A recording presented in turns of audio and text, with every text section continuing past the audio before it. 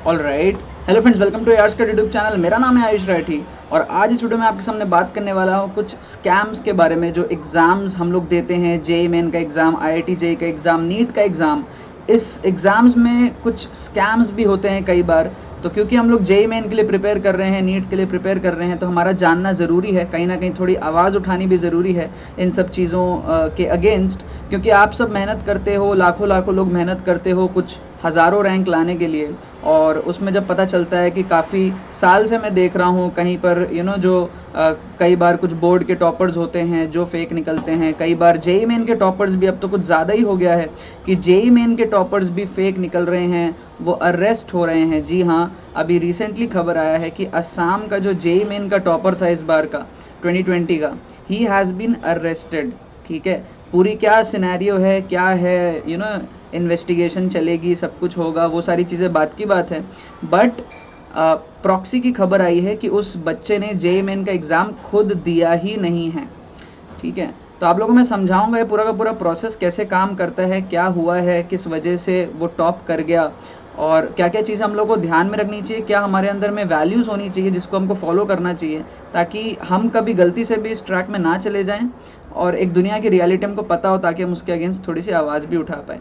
सबसे पहले बात करते हुआ क्या, थोड़े टाइम पहले मैं पढ़ रहा था जो न्यूज़ आई है, उसमें असम का जो टॉपर है इस साल का, उसको अरेस्ट कर लिया गया। उसके फादर जो कि एक डॉक्टर हैं, उसको अरेस्ट कर लिया गया, उनको अरेस्ट कर लिया गया है। साथ में जो इन्विजिलेटर्स थे, जो तीन जो जो सेंटर में जो कोऑर्डिनेटर्स होते हैं ना, जो एग्ज़ाम कंडक्ट कराते हैं, उन तीनों को भी अरेस्ट कर लिया गया। और ऐसा भी कहने में आ रहा है कि उन तीनों का भी इस चीज़ में हाथ है।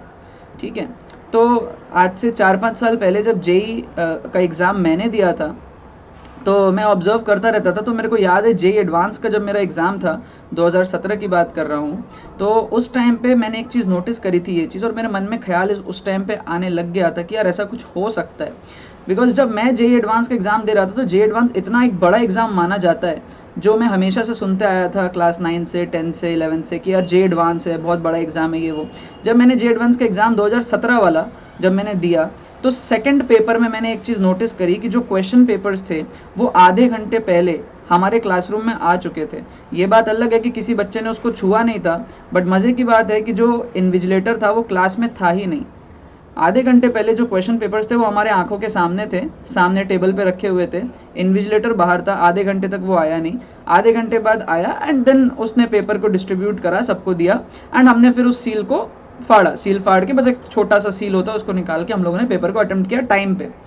ठीक है, बट उस टाइम पे मेरे माइंड में ख्याल आया कि यार जब पेपर आधे घंटे पहले यहाँ रखा हो सकता है, तो कहीं ना कहीं कुछ ना कुछ इंटरनल सोर्सेज के थ्रू अगर इन इन्विजिलेटर्स को अगर पैसा वैसा दे दें, तो कहीं ना कहीं स्टूडेंट्स चीटिंग भी कर सकते हैं किसी भी तरीके से, राइट। ऐसा उस टाइम में मेरे माइंड में ख्याल आया था। हालांकि जो आपका जेईई एडवांस का एग्ज़ाम होता है, चाहे जेईई मेन का एग्ज़ाम होता है, इसकी आंसर की वगैरह तो पता ही नहीं रहती है ना। स्कूल का एग्ज़ाम तो है नहीं कि आंसर की पहले से पता हो, वो सारी चीज़ें हम लोग मार्क करके आ जाएं, ऐसा नहीं है। बट कहीं ना कहीं ऐसा फील होता था कि कुछ ना कुछ घपला हो सकता है। तो अब एग्ज़ाम में इस स्टूडेंट के साथ क्या घपला है, मैं आपको बताता हूँ कि एक दूसरे एजेंसी के थ्रू इसने क्या करा, अपने एग्ज़ाम किसी और से दिलवाए। मतलब मान लो मैं बहुत अच्छा हूँ पढ़ने में सपोज़, और आप अच्छे नहीं हो पढ़ने में सपोज़। आपने मेरे से कांटेक्ट कर लिया कि आप मुझे इतने रुपए दोगे, मैं आपके बदले एग्ज़ाम लिख करके आऊँगा। ये सिस्टम है। अब मैं इसलिए एग्ज़ाम लिखूंगा क्योंकि I am a knowledgeable person suppose. ठीक है, आंसर की होता तो फिर वो आप खुद ही कर लेते, तो आपको आता भी नहीं, आपको आंसर की भी नहीं पता। तो एक अच्छे स्टूडेंट को एग्ज़ाम, या फिर कोई अच्छा जो जिसको नॉलेज हो, कुछ उस तरीके से एग्ज़ाम कंडक्ट कराया जाता है। अब इसमें क्या होता है कि आइडेंटिटी तो रहती है ना यार, आधार कार्ड दिखाते हैं, ठीक है, बायोमेट्रिक्स होता है, सिग्नेचर वगैरह सब करना पड़ता है। तो वो जो स्टूडेंट था वो सिर्फ सिग्नेचर करने के लिए, बायोमेट्रिक्स की जो फॉर्मेलिटीज़ थी उसको पूरा करने के लिए एग्ज़ाम सेंटर गया था, और फिर वो वापस आ गया था, और उसका जो पेपर था एक्चुअली वो कोई और स्टूडेंट बाहर लिख रहा था। ये पूरा का पूरा सिस्टम हुआ है, और उस स्टूडेंट के 99.8 परसेंटाइल आए हैं। असम का वो टॉपर है।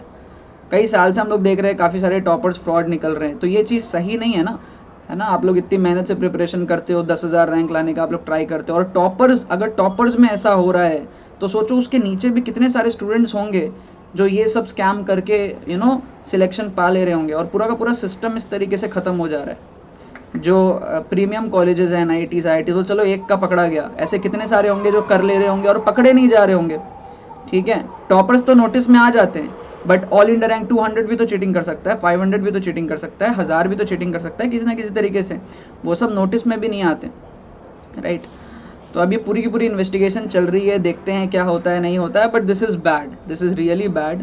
और एक बात मैं आप लोगों को बताना चाहता हूँ, आप सब जो जेई के लिए, नीट के लिए प्रिपरेशन कर रहे हो, कई बार आप लोगों को लगता होगा कि यार पेरेंट्स का सपना पूरा करना है या फिर अपने ख्वाहिश पूरे करने हैं, तो आप लोग सोचते हो कि यार कुछ इस तरीके के अगर आपको ऑफर आ जाते हैं कहीं ना कहीं, और आप लोग पैसे वैसे जुगाड़ करके किसी एजेंसी के थ्रू इस तरीके से आप क्योंकि फ़ायदा हो जाता है ना, राइट। अगर आप थोड़े पैसे देते हो तो उनका टाई अप होता है उन इन्विजिलेटर्स के साथ में, वो सेटिंग हो जाती है पूरी की पूरी, ठीक है, और आपका भी काम बन जाता है। बट इसमें एक तो आप कभी अपने अगर आप कभी इस ट्रैक में चले भी जाते हो तो आप अपने नज़र में कभी बड़ा नहीं बन पाओगे, आपको खुद को एक हमेशा कहीं ना कहीं मन में रहेगा ये चीज़। और हुआ क्या, उस लड़के ने जब रिजल्ट आ गया, वो टॉपर हो गया, तो उसने ये चीज़ें अपने फ्रेंड्स को बता दी। उसके फ्रेंड्स ने हो सकता है पूछा होगा कि भाई तू कैसे टॉप कर गया, तू तो अच्छा नहीं था पढ़ने में, या कुछ भी हुआ होगा, तो उसने ये चीज़ें कुछ लोगों को बता दी, है ना। तो वो कॉल रिकॉर्डिंग हो गई उस चीज़ की, और उसने व्हाट्सएप पे भी लोगों को बता दिया कुछ इस तरीके की चीज़ें, और फिर ऑब्वियस है ना यार, कोई ना कोई जाके पुलिस कंप्लेन कर दिया, ठीक है। तो पुलिस कंप्लेन हो गया और कॉल रिकॉर्डिंग की वजह से वो बच्चा फंस गया, ठीक है। तो ये चीज़ें होनी नहीं चाहिए, और आप लोगों को कभी ऐसे ऑफर आते हैं उसको इमीडिएटली रिजेक्ट करो। उस मोमेंट पे आपको ख्याल आ सकता है कि यार चल ऐसा कर लेते हैं और अच्छा हो जाएगा, but that is not the way. उससे आप अपना करियर बर्बाद कर सकते हो अगर आप पकड़े गए तो, और अगर आप नहीं भी पकड़े गए, आप आगे अच्छा भी कर लोगे, आप सफ़र करोगे ही करोगे। आप में टैलेंट नहीं होगा, आप धक्के खाओगे, आज यहाँ से निकल जाओगे, कल कॉलेज में कैसे सर्वाइव करोगे, कॉलेज में अगर सर्वाइव कर लिए जॉब में कैसे सर्वाइव करोगे। तो ये एक एग्ज़ाम क्रैक कर लेने से ऐसा मत समझना कि यार आपका तो ज़िंदगी सफल हो गया और आपका पूरा फ्यूचर तक आपका सब कुछ सिक्योर है, ऐसा बिल्कुल नहीं होता। आपके अंदर टैलेंट होगा, आपके अंदर स्किल्स होगा, तो ही आप लाइफ में आगे जाओगे, ठीक है। और इन चीज़ों के खिलाफ हमें आवाज़ उठानी चाहिए, जिस वजह से मैं ये वीडियो बना रहा हूँ। ये ऐसे मजाक थोड़ी है, इतने सारे बच्चे अगर प्रिपेयर कर रहे हैं, और इवन तक लोग इस लेवल तक चले जाते हैं कि उनका एग्ज़ाम अगर क्लियर नहीं होता तो वो सुसाइड भी कर लेते हैं, जो कि बहुत बुरी चीज़ है।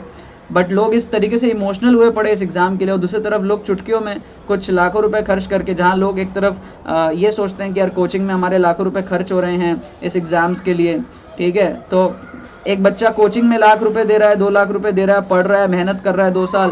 दूसरी तरफ कोई बच्चा है जो इस तरीके से किसी थर्ड पार्टी एजेंसी के थ्रू थोड़े से पैसे वैसे दे करके अपनी प्रॉक्सी किसी और से एग्ज़ाम दिलवा ले रहा है, ठीक है। इट्स बेसिकली किसी और के थ्रू आपका एग्ज़ाम हो जा रहा है, उसको प्रॉक्सी कहते हैं, ठीक है। जब कॉलेज में या स्कूल में जब आप अटेंडेंस लगाते हो तो कभी आप प्रेजेंट ना हो और आपका किसी फ्रेंड ने आपके लिए अटेंडेंस लगा दिया, उसको प्रॉक्सी मारना कहते हैं, ठीक है। तो कुछ उस तरीके की चीज़ें हैं, बिकॉज यहाँ पर कोई ऐसा बंदा चाहिए जिसको सॉल्व करना आता हो, ऐसा कोई इंसान चाहिए, क्योंकि आंसर की आपके पास में है नहीं। तो ये चीज़ें बहुत गलत है। बोर्ड्स में होता था, मेंस में होने लगा, कल को आईआईटी में भी होने लग जाएगा, तो बहुत ही ज़्यादा गलत है। ये सारी चीज़ें नहीं होनी चाहिए, एंड आप लोगों को भी इन सारी चीज़ों में पार्टिसिपेट नहीं करना चाहिए, ठीक है। आई होप आपको वीडियो पसंद होगी, आपने इस वीडियो से कुछ सीखा होगा, और इस वीडियो को ज़रूर शेयर करो अपने बाकी सारे फ्रेंड्स के साथ, ताकि वो भी कुछ वैल्यूज़ लेकर के जाए और इन सब चीज़ों के खिलाफ आवाज़ उठा पाए। बाकी तो बहुत बहुत धन्यवाद इस वीडियो को देखने के लिए, बने रहिए यार।